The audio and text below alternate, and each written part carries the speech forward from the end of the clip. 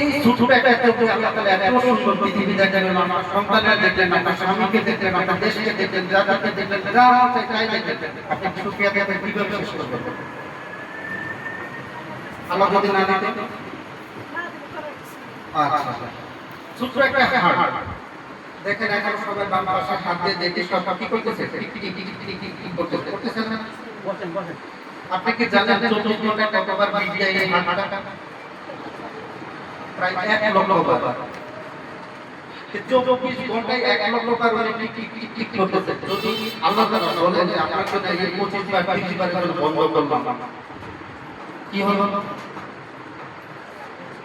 তাহলে কি অসুস্থতা থেকে ভালো থাকার শর্ত আরেকটা হচ্ছে আপনারা আমাকে যা দিয়েছেন এটার জন্য নিয়ামতের শুকরিয়া আদায় করতে হবে। আমি কি কথা বলে দিতে পারছি?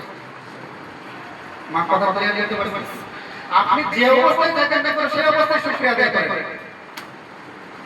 যার অবস্থান থেকে শুকরিয়া আদায়ের নাম হলো সুস্থ থাকা।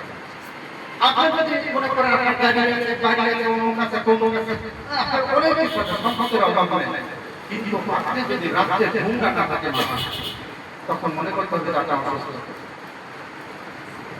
আর এই অসুস্থতার জন্য দায়ী কিন্তু ওই যে আল্লাহ বলতেছেন, আল্লাহ না, ভগবান না, ঈশ্বর না, দায়ী আগে নিয়েছে। কারণ আল্লাহ বলতে শুকরিয়া আদায় করতে, আর আমি শুকরিয়া আদায় করি। এই কথা তো তাহলে আমরা তিনটা বিষয় জানলাম যে অসুস্থতা থেকে ভালো থাকা, তিনটা শর্ত জানলাম নাকি? আর কিছু বলবো? আরো কিছু বলবো শর্ত?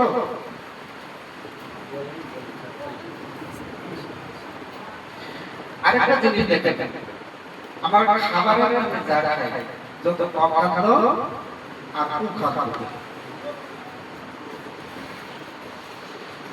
আমরা সকাল শুরু করি